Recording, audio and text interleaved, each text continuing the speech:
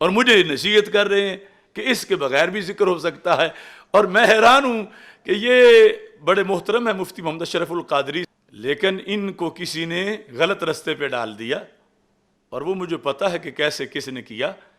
لیکن یہ جو لفظ بول گئے ان سے تو بڑا مسئلہ بن گیا ہے. سب سے پہلے تو یہ مجھے سمجھانا چاہتے تھے کہ خطا کی نسبت نہ کرو، حالانکہ جہاں انہوں نے سمجھا ہوا ہے کہ میں نے کیا وہاں میں نے کی نہیں، وہاں تو میرے نزدیک خود بھی جائز نہیں. 2 مرحلوں میں کہ مطلقاً ذکر ہو یا باغ فدق کا ذکر ہو، میرے نزدیک تو یہ جوابی طور پر پورا دین بچانے کے لیے، اور وہ بھی مشروط، وہ بھی خاص نیک معنی میں، اچھے معنی میں. اور ان کا ذرا آپ یہ کلپ سنیں. میرا یہی موقف ہے کہ یہ خطا تھی ہی نہیں. میں یہ نہیں کہتا کہ خطا ممکن نہیں ان سے. خطا، یہ تو اہل سنت و جماعت کا اتفاق ہے کہ ان سے خطا ممکن ہے.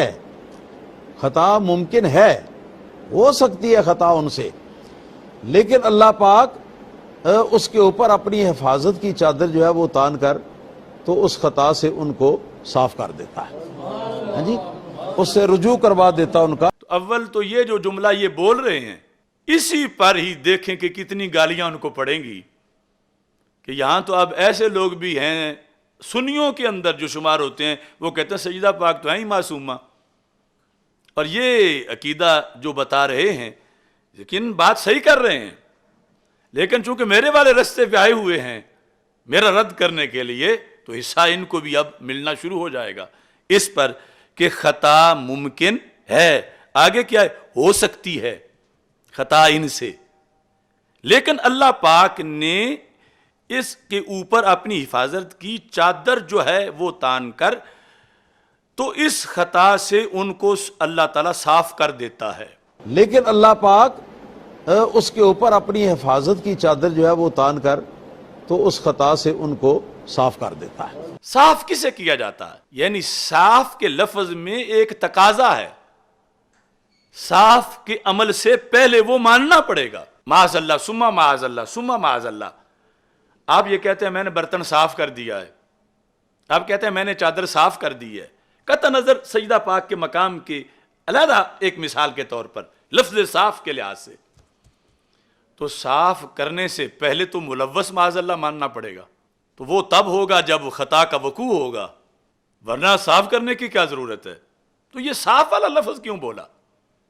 اور پھر اگلا لفظ تو معاذ اللہ اتنا خطرناک بول دیا. وہ کیا ہے؟ اس سے یعنی جو کچھ ہوا اس سے اللہ رجوع کروا دیتا ہے. ہاں جی، اس سے رجوع کروا دیتا ان کا. رجوع کروا دیتا ہے. نکلے تھے مجھ سے رجوع کروانے، معاذ اللہ ثم معاذ اللہ ثم معاذ اللہ، تو پہنچ کہاں گئے کہ سیدہ پاک رضی اللہ تعالیٰ عنہ سے رجوع کی بات کر رہے ہیں. کہ یہ عقیدہ ہے کہ اللہ تعالیٰ ان پر حفاظت کی چادر تان دیتا ہے، اور اگر کوئی ایسی چیز ہو جائے تو اللہ ان سے رجوع کروا دیتا ہے. یہ پھر ایک بار یہ جملہ سنیں. میرا یہی موقف ہے کہ یہ خطا تھی ہی نہیں. میں یہ نہیں کہتا کہ خطا ممکن نہیں ان سے. خطا، یہ تو اہل سنت و جماعت کا اتفاق ہے کہ ان سے خطا ممکن ہے. خطا ممکن ہے، ہو سکتی ہے خطا ان سے، لیکن اللہ پاک اس کے اوپر اپنی حفاظت کی چادر جو ہے وہ تان کر تو اس خطا سے ان کو صاف کر دیتا ہے. ہاں جی، اس سے رجوع کروا دیتا ان کا. تو اس سے رجوع کروا دیتا ہے، اس سے رجوع کروا دیتا ہے، یعنی جو کام ہوا اس سے رجوع کروا دیتا ہے. تو رجوع کس سے کروایا جاتا ہے؟ نیکی سے. رجوع کا لفظ مستلزم ہے کم از کم نامناسب کو، اس کے بعد ہے خطا. تو رجوع ماننا یہ مجھے سمجھانے اچھا نکلے ہیں کہ کوئی چیز ان کے ذمے مان گئے ہیں تو پھر ہی کہتے ہیں کہ اللہ رجوع کروا دیتا ہے، باقی نہیں رہنے دیتا. تو یہ میرا جملہ سن کے ہی تو آپ سمجھ جاتے کہ میں کیا کہہ رہا ہوں. میں نے تو رجوع والا بولا ہی نہیں، میں نے تو فوراً بول دیا کہ جب جن کے جگر کا ٹکڑا تھیں ان کی حدیث سنی تو سر تسلیم خم کر لیا. اور آپ کہہ رہے ہو رجوع کروا دیتا ہے اللہ تعالیٰ، تو کچھ ہوتا ہے تو پھر رجوع کروا دیتا ہے، یہ جملہ آپ نے کیسے بولا؟ اور اب دیکھتے ہیں کہ اس پر آپ کو کتنی گالیاں پڑتی ہیں۔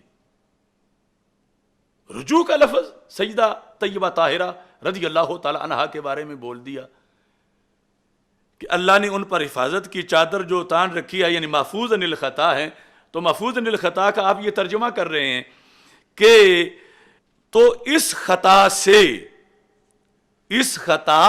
سے اب اگلے لفظ سارے بتاتے ہیں کہ آپ ان کا وقوع مان رہے ہو، تو اس خطا سے ان کو صاف کر دیتا ہے۔ تو پہلے خطا مانی نا، پھر صاف کر دیتا ہے، اس سے رجوع کروا دیتا ہے۔ پہلے خطا مانی، وقوع خطا، امکان ہی نہیں صرف، اور پھر ان کا یا جو بھی طریقہ کار ہو تو خطا تو تھی ہی نہیں، کیونکہ رجوع جو ہو گیا ہے، خطا تو تھی ہی نہیں، کیوں؟ رجوع جو رب نے کروا دیا ہے۔ تو وہ جو لفظ میں نے فوراً ساتھ بول دیے تھے، تو میرے ذمہ اب بھی تو ڈال رہے ہو کہ میں خطا مان رہا ہوں۔